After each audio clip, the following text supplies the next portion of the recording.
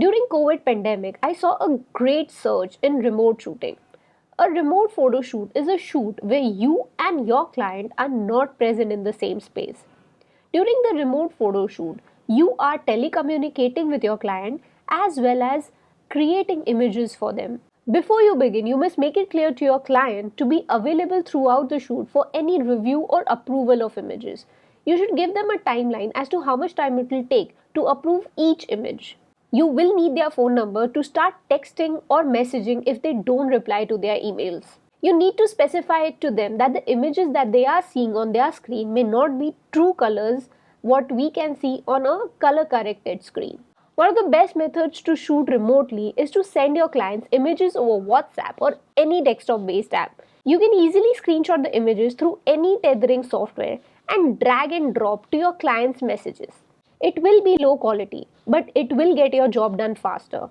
I have done it multiple times and it has always worked well. You must be organized and do an extensive pre-production.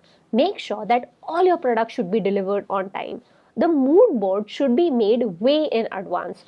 All your pre-production approvals should be taken at least 3 to 4 days in advance. Make sure that you lay out all the things that you need before the shoot commences.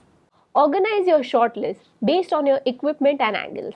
If you have some shots which are flat lay, club them together. If you have some shots which are head on, shoot those images together.